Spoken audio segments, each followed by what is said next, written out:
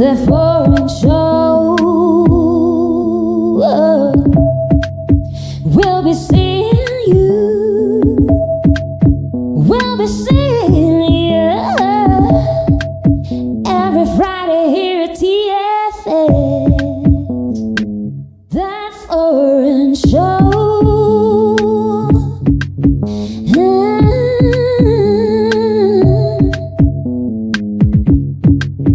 We'll be seeing you on that foreign show. We'll be seeing you. We'll be seeing you every Friday here at TFS. That foreign show.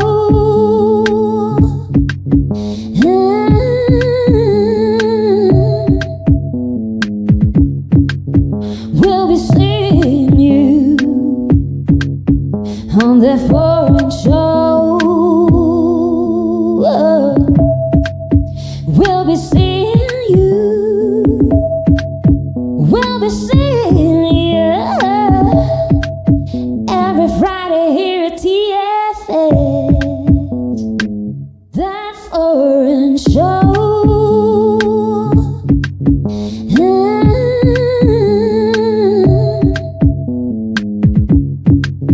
We'll be seeing you on that foreign show.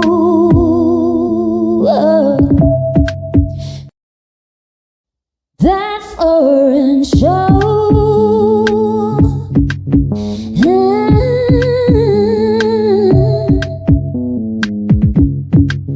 We'll be seeing you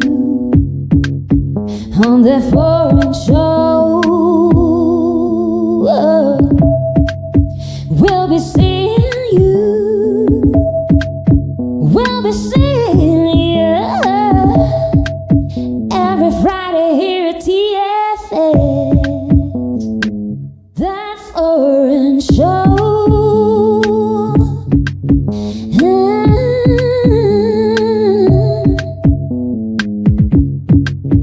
We'll be seeing you on that foreign show. We'll be seeing you. We'll be seeing you every Friday here at TFS. That foreign show.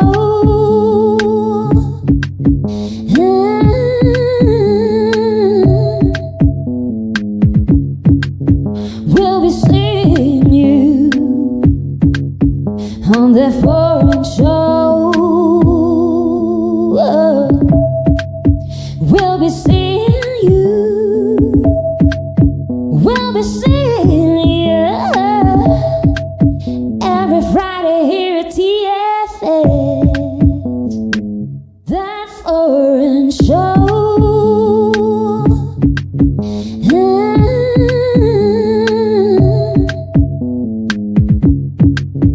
We'll be seeing you on that foreign show. We'll be seeing you. We'll be seeing you every Friday here at TFS. That foreign show.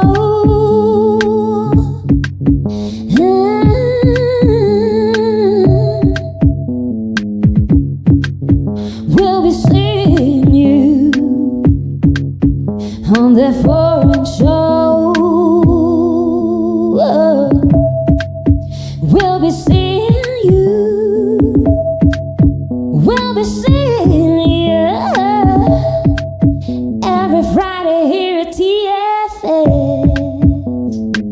That foreign show.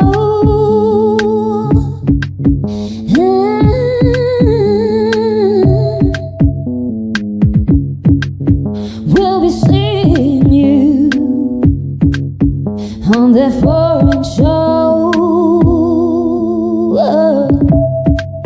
We'll be seeing you. be seeing you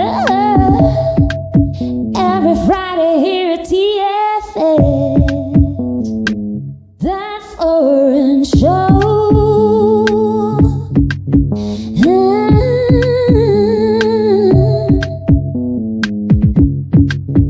We'll be seeing you on that foreign show. We'll be seeing you. We'll be seeing you every Friday here at TFS. That foreign show.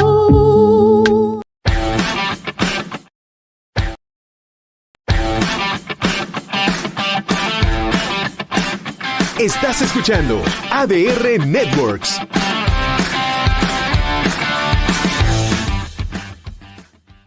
Queridos amigos de Trending Topic, Sergio el Pelón Juárez para recordarles que los esperamos todos los martes. No. ¿Cómo que los martes, Padre Santo? ¿Qué no eran los martes? ¿No te enteraste del memo de que ahora ya son los jueves? Sí, pero se me olvidó. Los esperamos los jueves, a partir de esta semana, todos los jueves, de 3 a 4 de la tarde por ADR Networks. Trending Topic con Sergio Juárez Y Enrique Ortega. Nos vemos los jueves. Los leo.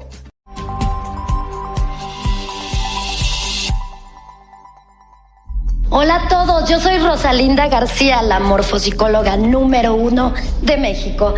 Quiero invitarlos a ver este nuevo programa, Rostros Desnudos, un programa en el que conocerás la personalidad, la psique, el corazón, el amor, todo lo que les interesa saber sobre la personalidad. Así que no se lo pierdan todos los viernes a las 12 de la tarde por ADR Networks, activando tus sentidos.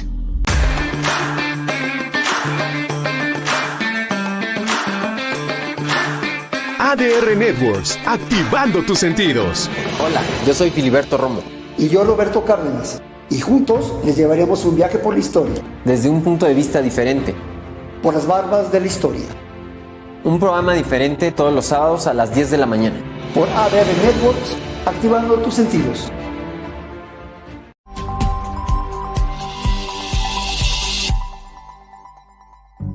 Hola amigos, ¿cómo están? Nosotros somos Tony Nieto, yo soy Cox y los invitamos a que no se pierdan todos los miércoles de 3 a 4 de la tarde, nuestro programa Conectados por ADR Networks, activando tus sentidos.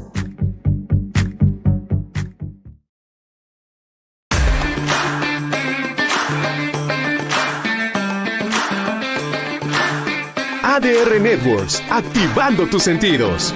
Hola, yo soy Filiberto Romo. Y yo Roberto Cárdenas. Y juntos les llevaremos un viaje por la historia. Desde un punto de vista diferente. Por las barbas de la historia. Un programa diferente todos los sábados a las 10 de la mañana. Por ADR Networks, activando tus sentidos.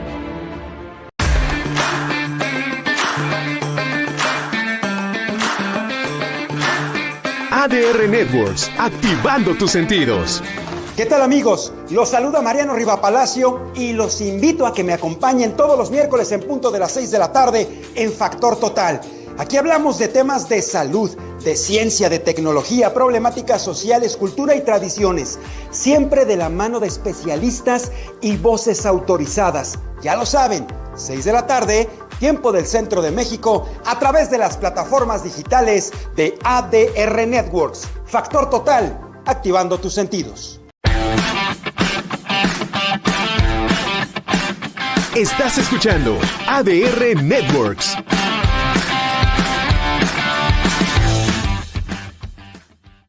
Queridos amigos de Trending Topic, Sergio el Pelón Juárez para recordarles que los esperamos todos los martes. No. ¿Cómo que los martes, Padre Santo? ¿Qué no eran los martes? ¿No te enteraste del memo de que ahora ya son los jueves? Sí, pero se me olvidó. Los esperamos los jueves, a partir de esta semana, todos los jueves, de 3 a 4 de la tarde por ADR Networks. Trending Topic con Sergio Juárez Y Enrique Ortega. Nos vemos los jueves. Los leo.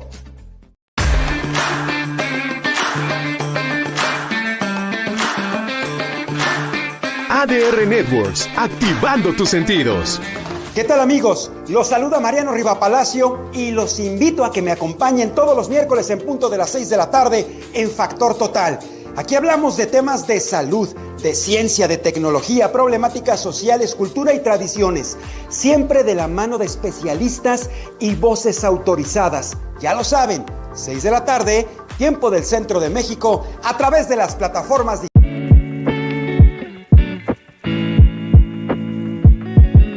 Las opiniones expresadas en este programa son responsabilidad exclusiva de quienes las emiten y no representan necesariamente el pensamiento o alguna posición oficial de este medio de comunicación.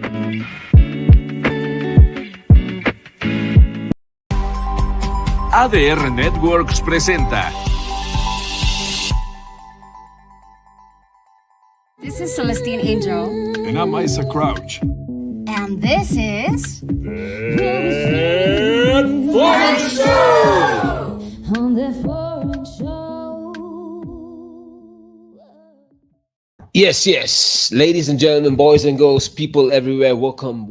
It's Friday, 3 p.m. I'm Isaac Rakesh. I'm Celestine Angel, and we are here on ADR Networks, activating your senses. Yes. So that Foreign Show, we wanted to talk to you a bit about like what it's all about, basically.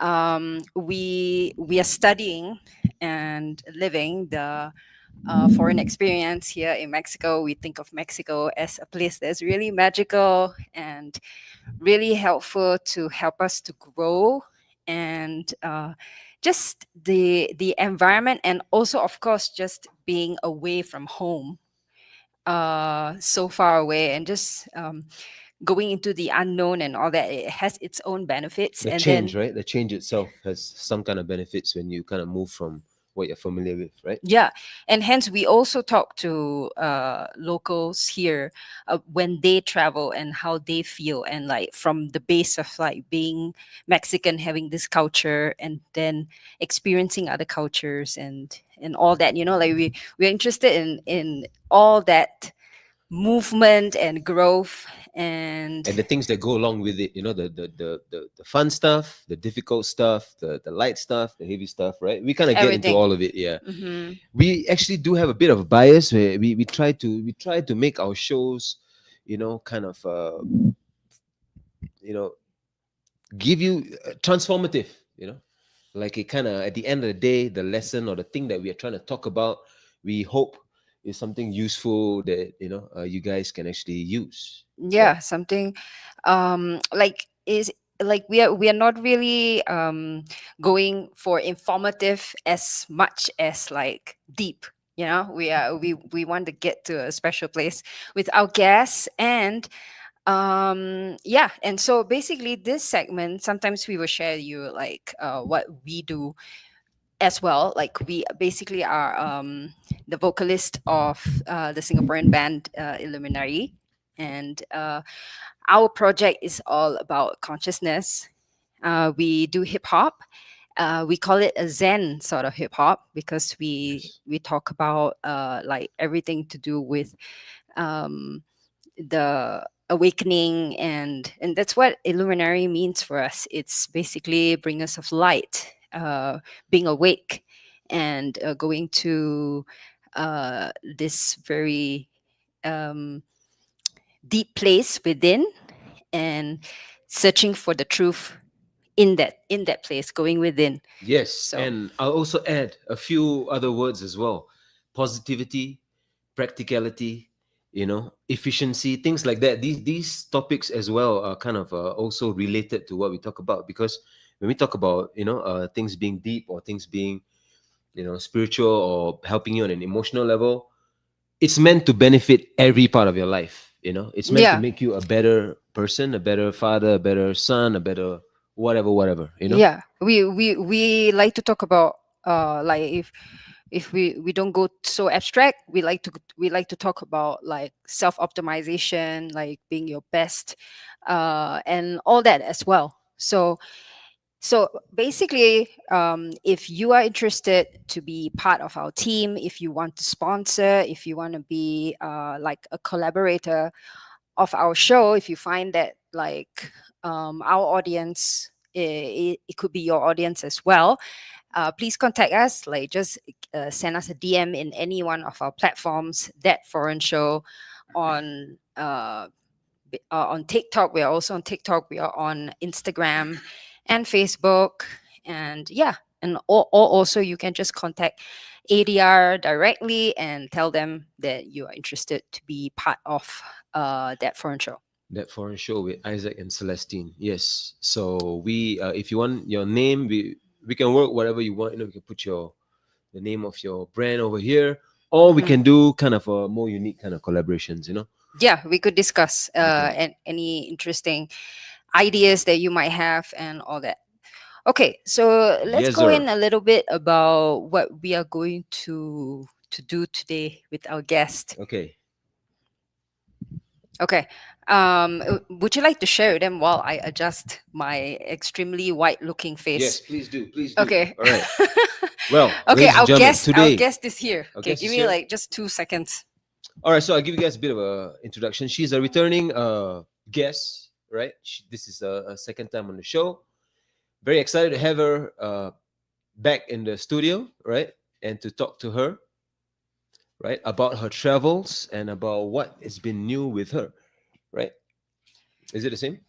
Pretty much. I don't understand why you look normal and I look like this, but... Yeah, let me try. No, anyway, Anna's here. Let's just go for it. Okay. Our guest is here. You got Miss Anna Hu.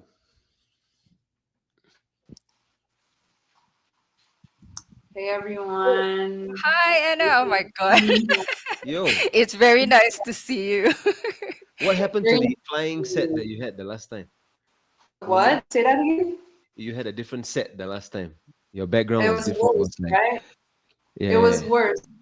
Warp speed. Now, after I had that experience, I learned my lesson. So today I've got some lighting going on, you know, a proper background.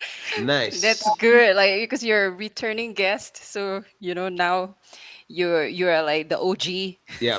Yeah. Well, we appreciate you coming back. Welcome back to the show, Anna. Nice to see you. Thank you. Thank you. I'm jealous of your sunglasses, Isaac. That's a really good idea to be like not that shining towards. Yeah, actually looking super cool over there. The lights is blinding. Don't know for what. If I catch the right angle, you can actually see my light. Can you see that? See what I'm dealing with? The two circles. All right. Yes. Yeah. So well, we were just telling the people actually before you came on that we like to what our show is about. Pretty much we like to talk travel. We like to talk growth. Yeah. Yeah. So basically everything that we're going to talk to you about, right? Because you just did like some really extensive traveling. You said you went to Southeast Asia. Yes. And you went back home for how long? Okay, let's just start there first. Like, yeah, when you went back to the US.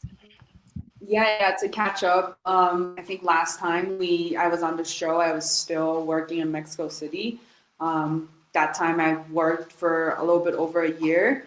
Afterwards, I returned to the US with the same company, stayed in California. And then in July, well, actually, no, in May, late May, early June this year, I just quit my job. And because of that, I had 2-3 months that I just traveled freely in Southeast Asia. And then, yeah, I'm now in Mexico City, kind of just visiting this time. Though it does totally feel like home to be back. And then next step is I will be heading back to the States for a PhD. So that would be a long time. But really? Wow. To go. Yeah. So, okay, first question, like basically, we're from Southeast Asia. So I'm very interested I definitely want to know which countries you went. Yeah. So I'm just mainly 3, honestly. Thailand, Vietnam, and Indonesia. Indonesia, like just Bali. It was a pretty big cultural shock for me, honestly.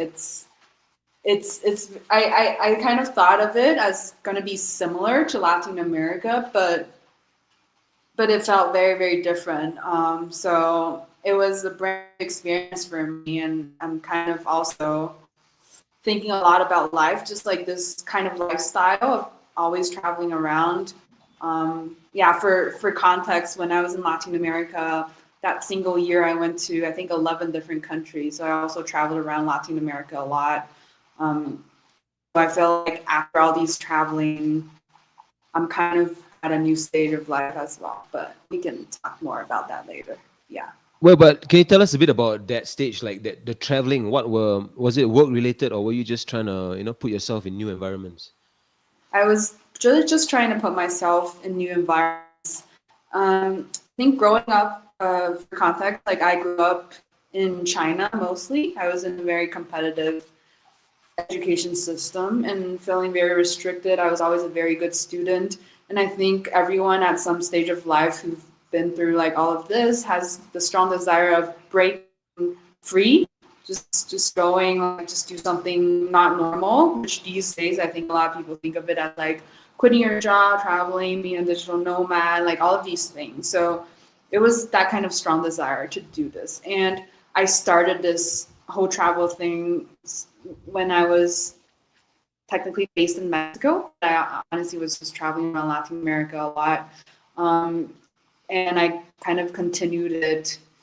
Even during my year in California, I was a lot in Japan, Hong Kong, and then like continuing to Southeast Asia. And yeah, I feel like it feels like I'm not into that much anymore at this stage, which is a very, very strange feeling. Yeah. Sorry, you are saying that you're no longer so into traveling? What are you saying? Like not so much into traveling so much right now, right? It kind of evolved past that kind of need for that, you think? Yeah,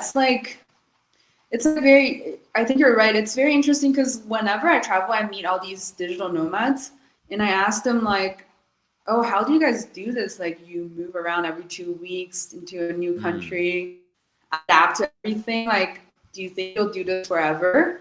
And almost everyone, to my surprise, says no. Like a lot of people, at least a lot of people I meet, they say like to be a digital nomad is actually in a constant like seeking for a place that eventually will feel like home.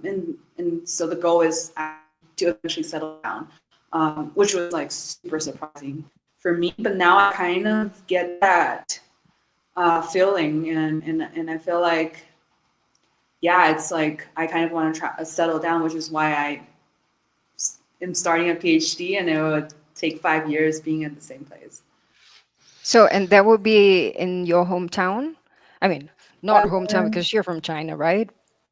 Yeah, in the US. It would be in the US. Yeah, it would be on the East Coast. So I'm also moving. But yeah. Oh, the East Coast this time. Okay, that's cool. I like to think about that like a little bit, like what you said, that being a digital nomad, the focus of it is to find the place that you actually want to settle down. I think that makes a lot of sense because like when you actually find a place that you really like, of course, you like to be there longer, you like to settle down and like build something. Yeah. And I mean, have you found that place? No, I'm still seeking, but sometimes I feel like it's not just the place itself. It's like you have to build it. Like there are a lot of good places, but one has to invest time to find to actually build their own community. That's what I start to realize when I traveled a lot. Like at first it felt really good to just see like beautiful landscape, different cultures, just experience. Like I think for me, like there's a meaning in life by being like a traveler, which is just to take all the beauty and experience all the beauty of this world. But now I find that there is perhaps a different type of meaning in life, which is like instead of like taking, it is like giving by like sacrificing my time for other people and building a community, like building a friend group, like hosting events so these people can be together, whereas I also enjoy their presence at the same time. So I feel like our relation with this world is kind of a give and take, like, and then it's kind of a difference between like depth and breath in some ways. And I just feel like after experiencing that much, which I'm super grateful for, it's time for me to, you know, to give more, to go deeper in life, and to experience satisfaction in that different way. Yeah. So you know, cause like your signal or hours, I don't know whose. It basically it keeps jumping. So like I'm missing some parts of what you're saying. Can you hear us? Okay. I can hear you perfectly. Okay. Yeah. Yeah, we'll just roll with it, and then if it jumps, we Yeah, see. or maybe I'll ask you again if we need. So Yeah. that's a really really powerful kind of thing that you're saying over there. Like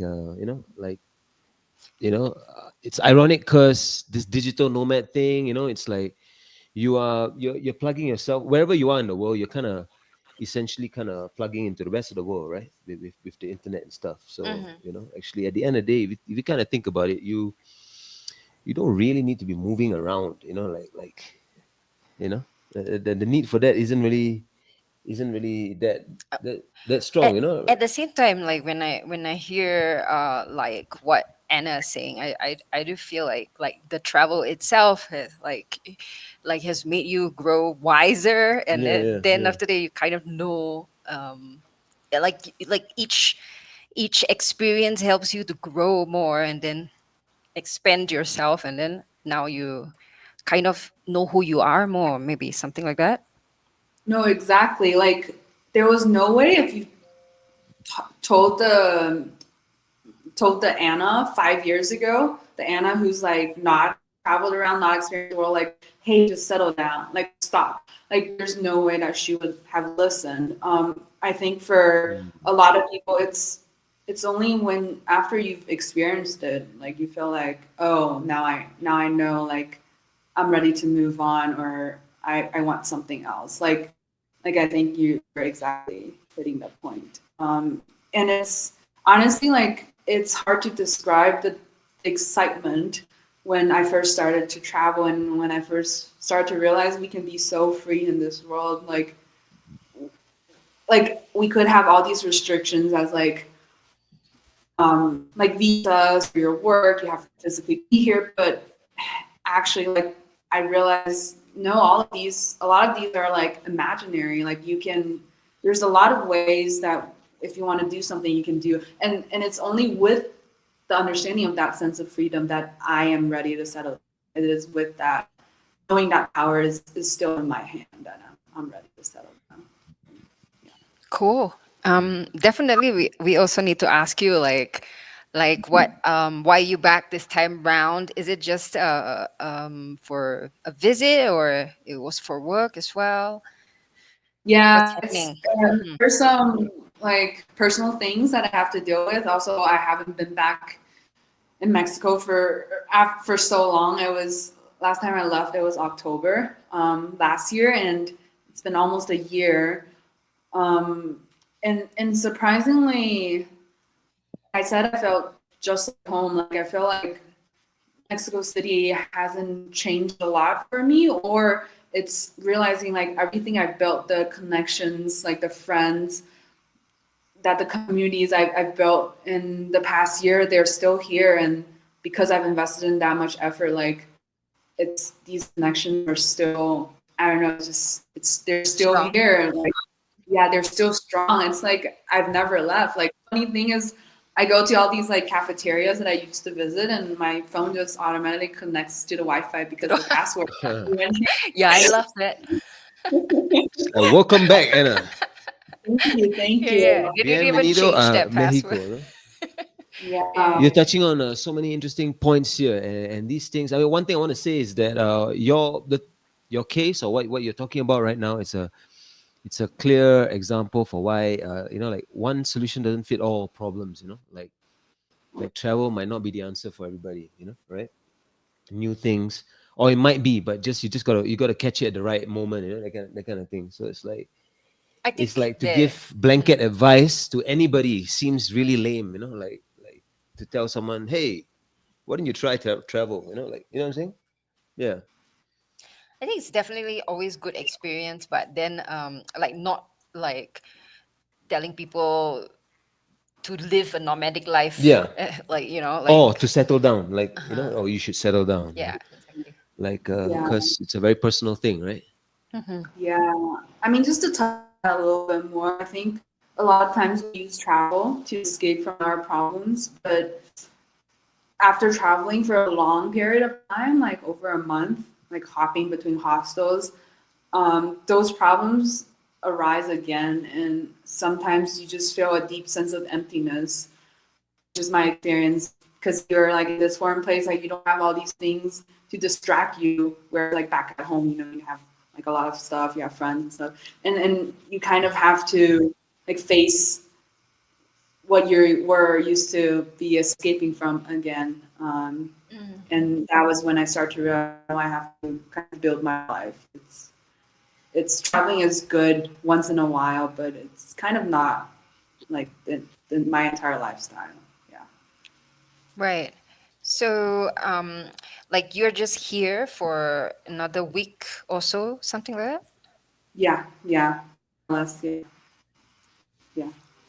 And how long Yeah. have you been back so far? Like around 2 weeks. Yeah, around 2 weeks. And I've been reconnecting with a lot of my friends, especially like I have a few Asian friends here in Mexico City. And I think I kind of want to talk about when I was traveling to Southeast Asia. I was actually very, very looking forward to it. First, I've never been. Second, like I imagine it. People say it's like similar to Latin America.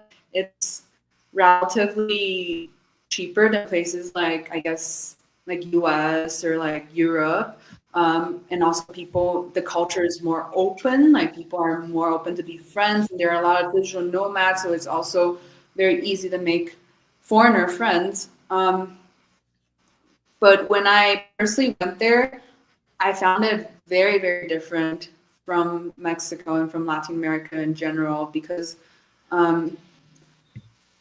I think just like the profile of people, especially Asians in Mexico, are just so different from the Asians who are foreigners in Southeast Asia. Like, for example, there are a lot of Chinese in Thailand, some in Vietnam, a lot of digital nomads who are Asians in Bali and stuff. So yeah, I feel like I like it a lot more in Latin America, honestly, even though Southeast Asia is closer to my home culture. Yeah. Right. I was going to say, when you were talking about this whole thing, like as a Southeast Asian, we kind of have an impression of, I mean, you being from China, I would assume that there's nothing new for you in Southeast Asia. You know, it's the same thing. You know, like that's what I feel like it's the same kind of scene. You know, like. But now that you meant, I mean, like coming from Latin America.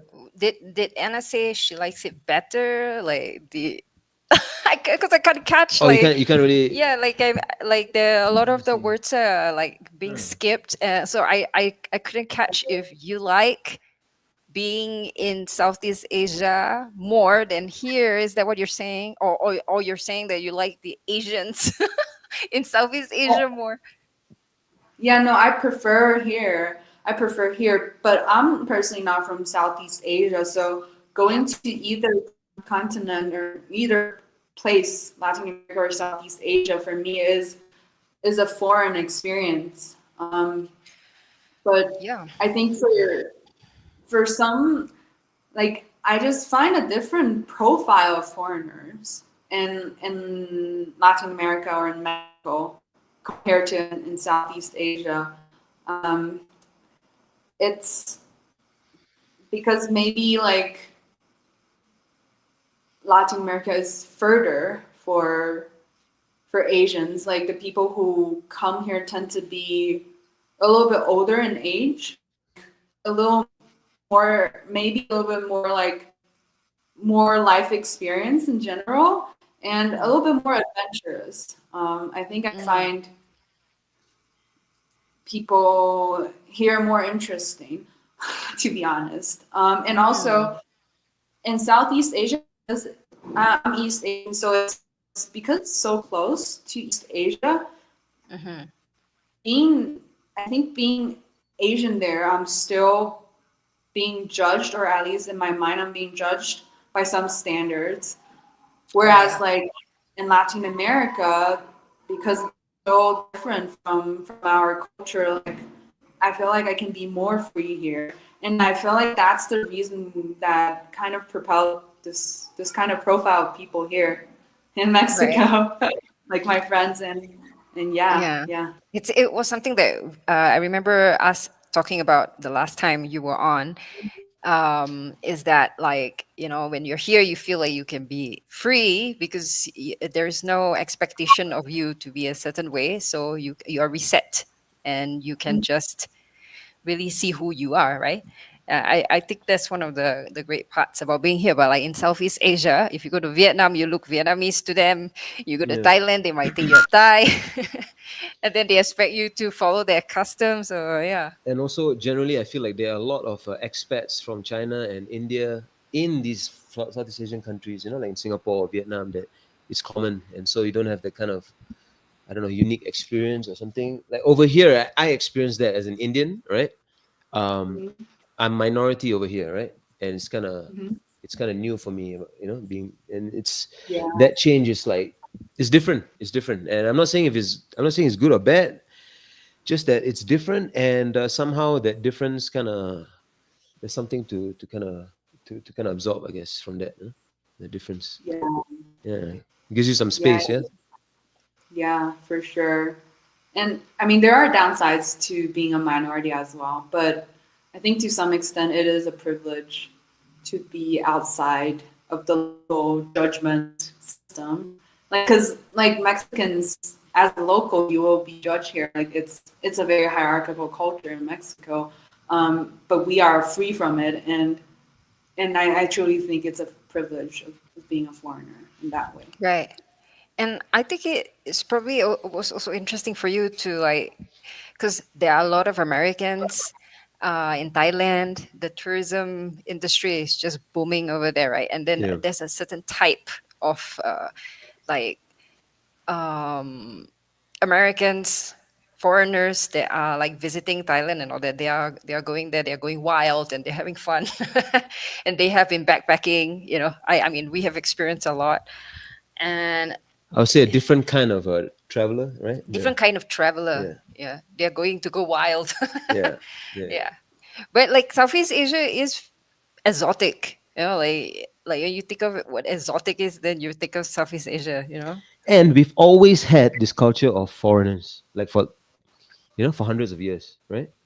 So I guess that whole kind of like, everyone's from everywhere kind of feeling is pretty common over there. I think what I'm trying to get to is that, okay, so in Singapore we have this thing so we have this term called sarong party girl, which is like all the Asian girls that like to go for white guys. White guys meaning Americans or any white guy. And so basically this symbolizes how in the area, Southeast Asia, they are very into like white people, Caucasians. Like my friend who said like he's really nerdy back in Australia, but he said he just needs to cross he just needs to cross over to Southeast Asia and he becomes hot. You know, so yeah. Well, so there's there's like this thing about white men or whoever also likes Asian girls. So I think it's just it goes both ways. Some ways when you're in a different region of the world, you just become special. Yeah. Mm-hmm. That is true, no? The exotic, like how people say, if you look exotic if you're different, right? Yeah. Right. So like how are you feeling like back here in like Mexico? Are you feeling anything different like from before? Anything new? What do you say? I said I feel exotic. No, I think it's the feeling of being a foreigner is actually. You can't hear me? No, I couldn't hear what that. I couldn't hear that thing you said before you started. Well, I jokingly said I feel exotic. Oh, you feel exotic? I knew it was a good punchline. I just missed it. Yeah. Yeah. Okay, yeah. Okay, sorry, continue. I apologize for that. It's honestly sometimes kind of a privilege if you use it the right way. And Mexico made me realize one thing for the first time in my life is that it's not always when you move to a new country you need to become local. You try to blend in. You try to, completely like follow their culture. Like you can live your own life, have your own community, very, very, very respect the culture. But at the same time, like Okay, you completely froze. Oh, can you hear me? We spoke about this the last time. Sorry, you got cut off. Okay, you stop like live your own life, live Can your be with your community, and then yeah. Like basically Mexico is the first country I moved to that made me realize sometimes in certain places you don't have to strive to be completely local. Like it's okay to be yourself, but with the condition that like being very respectful of the local culture and obviously and open, right? Yeah. But I think because like when I first moved to the US, which is actually when I was 4, there was like this very common like sentiment that you have to become American. You have to only speak English. You have to like just not be Asian, basically. And it was eye-opening to move to Mexico and realize I don't have to be completely Mexican. They respect me and I respect them, and it's kind of very, very refreshing and very like liberating to have this kind of feeling. I get what you're saying, and it's definitely something that is special over here.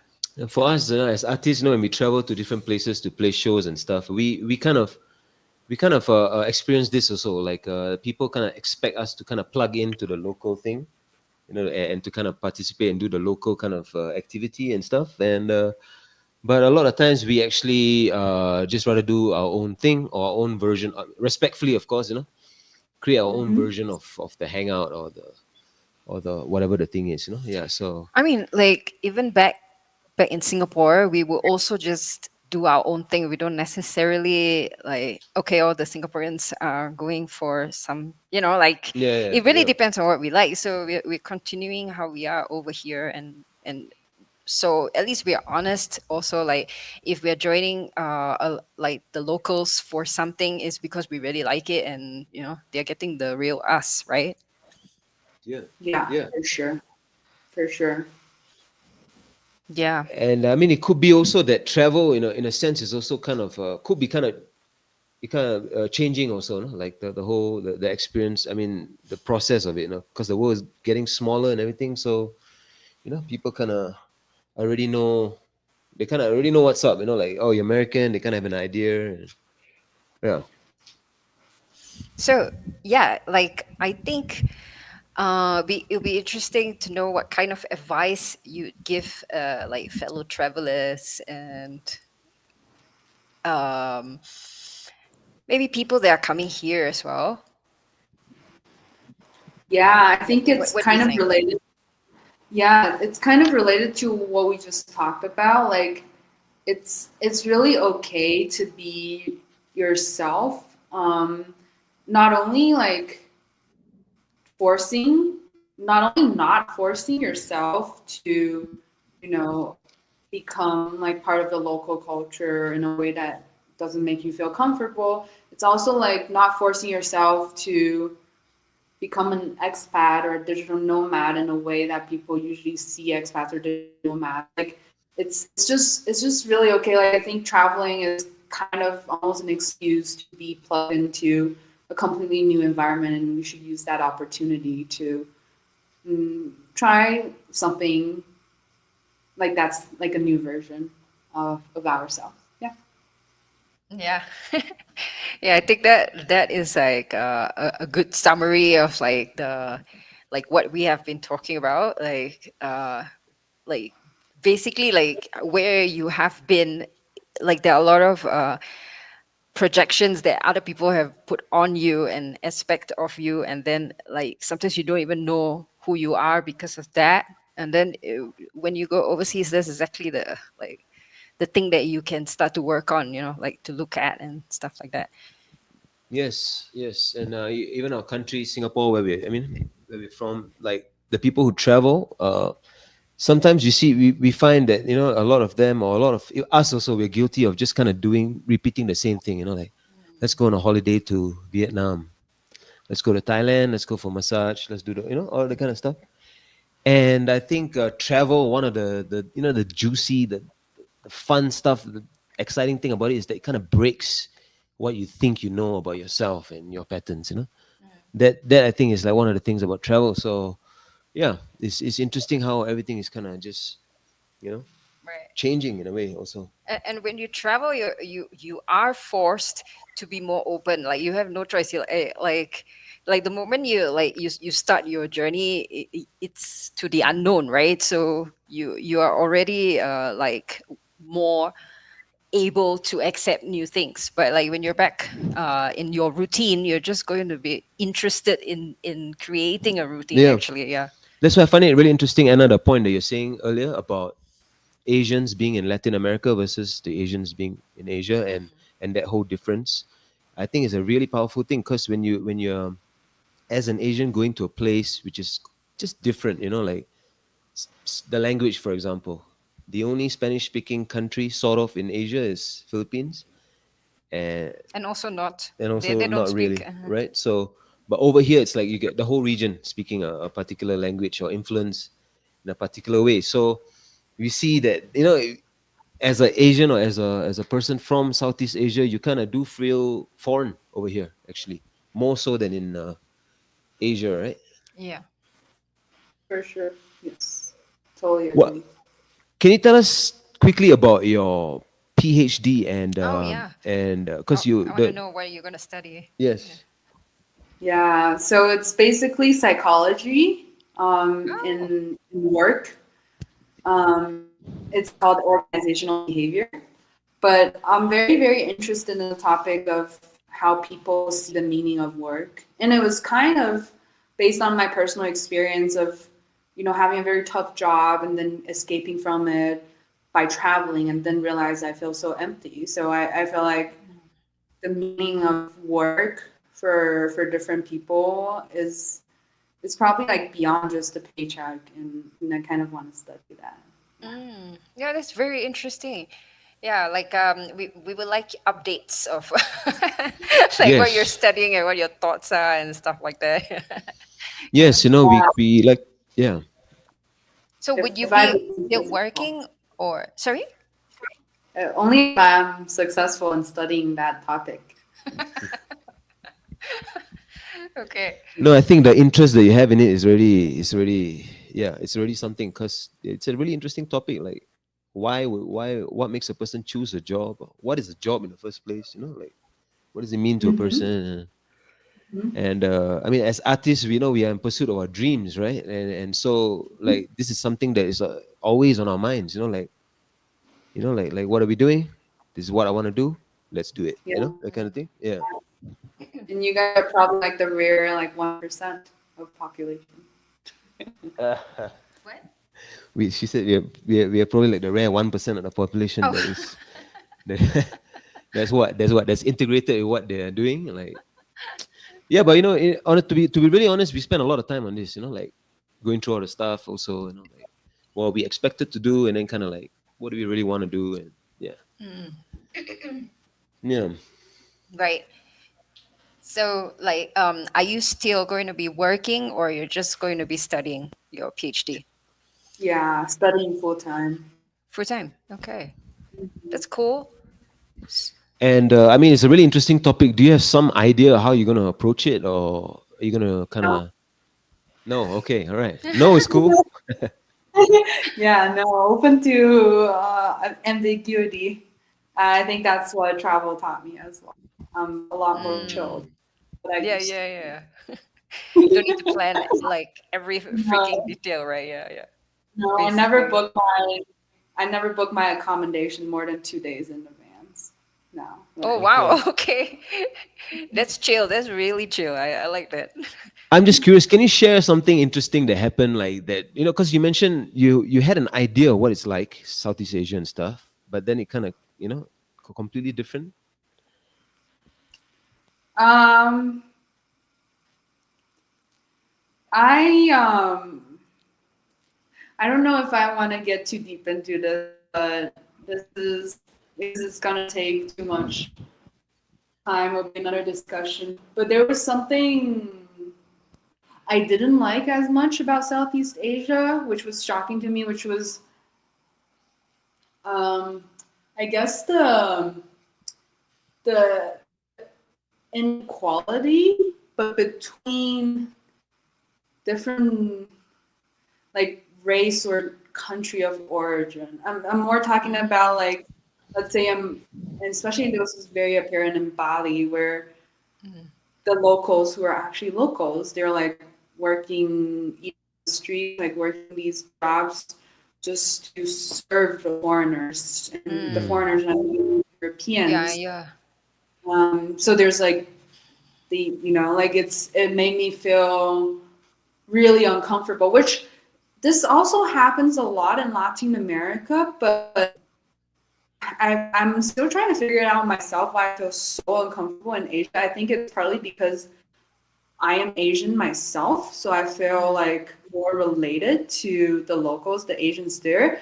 But at the same time, I'm coming from, I earn US dollars, so I'm coming from this position of power, and I'm enjoying the same services as the Europeans. So there was like this torn thing inside me, like I'm enjoying my privileges, but I felt this is not right at the same time. So I think that was what bothered me a lot in Southeast Asia, which is, there's so much inequality in Latin America, like don't get me wrong, but I just, like in some perhaps bad way, I'm not as bothered here. I feel more like an outsider here versus I feel more involved in the situation.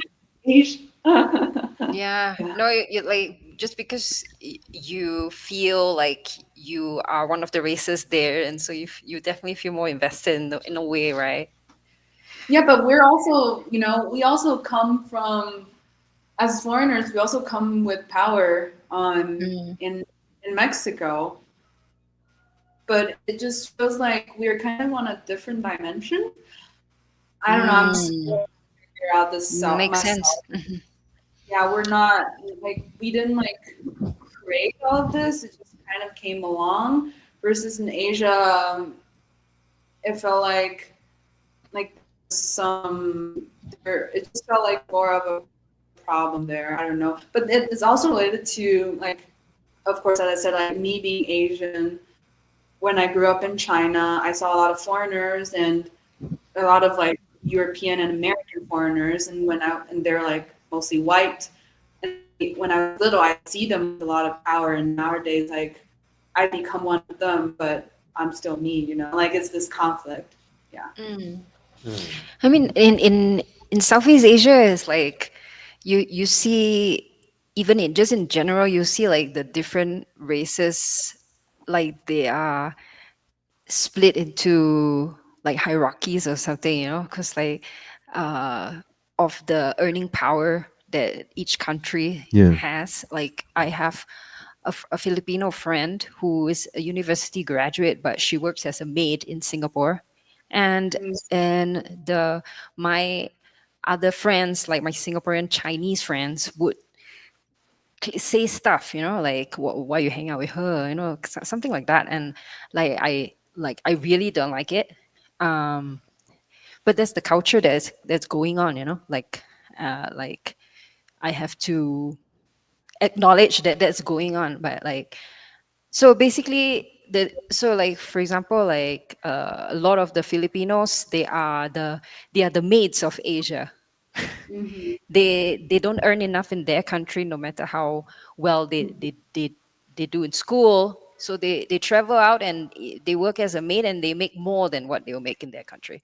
So like that's one thing. And then the Bangladeshis, they are working as construction workers, also university graduates going overseas to work as construction workers. And and the funny thing is, a lot of these prejudices, actually, what I notice from Singapore, typically they come from people who are kind of close-minded, who maybe haven't traveled as much, or who haven't been exposed so much, so that they kind of have all those biases, classism biases, the classism is the thing.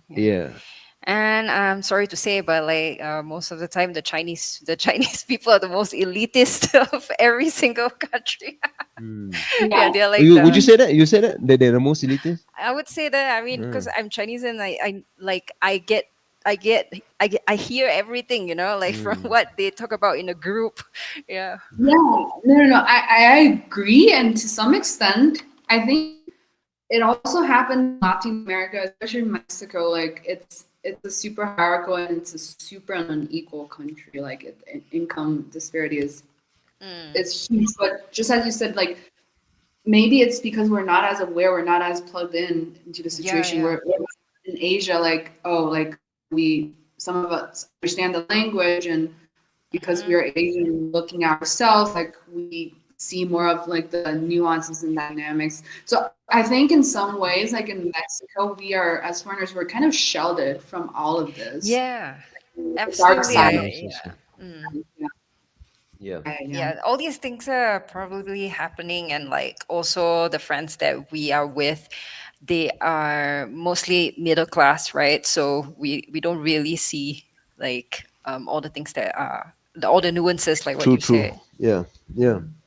Well, I think then all the more reason, or all the more reason why it's important to have people like you, Anna, who are going to kind of after having experienced a bunch of things, and you kind of just want to not settle down, but I mean kind of plug in, right? Like kind of build something in a place, right? And then kind of feed or grow in that way, as opposed to moving around. I think that's really powerful, and I think if more people thought like this, the world would change, for sure. And especially not being selfish with your knowledge and like your experience. You mean like after traveling and then like dig into a place? Dig into a place. That's a perfect way to say it. Just dig in, and kind of. Because I think majority of the world, they are mostly not nomadic, and they are mostly setting foundations for their families and everything. So like we are talking about that whole experience, like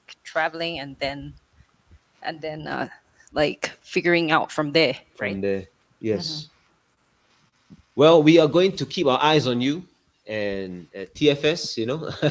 We want to, of course, invite you again in the future to. Always catch up. To come back and let us know. Why when we started off, I was like, oh my god, it was because like you are back and we are catching up for the first time, like online, on air. So so basically unfiltered conversation. Unfiltered, that's how we like it, right? Like I'm like purposely doing, like I didn't ask her all the things I want to ask her, like like over the phone, but like it was meant to be on air. And some really interesting points, actually. Mm-hmm. When we do this hour-long podcast, we kind of try to create moments that we can clip, interesting moments that we can kind of share, and I think we got a few. Definitely got a lot. Yeah. So like we are going to end off here, and I'll drop you a message because we definitely need to meet up. And before you leave, so before you leave, let me get one parting words from you. Like it doesn't have to be advice; it can just be something you want to say, and we can wrap up with that.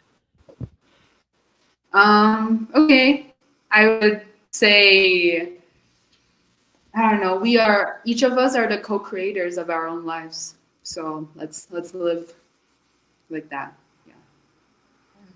Beautiful. Okay, thank you so much, Anna, for like all your wonderful insights. It was a great show, and I'm gonna message you later. Yes. Yes. Very nice talking to you, and catch you soon. Bye. Cheers, Thank signing you. off. My name is Isaac Rakesh. I'm Celestine Angel, and we have Anna Hu with us on ADR Networks, activating your senses. Peace. Thank you to all who joined us here on That Foreign Show. It's been awesome. I'm Celestine Angel. And I'm Isaac Crouch, and we'll see you next Friday. Have a great weekend, y'all.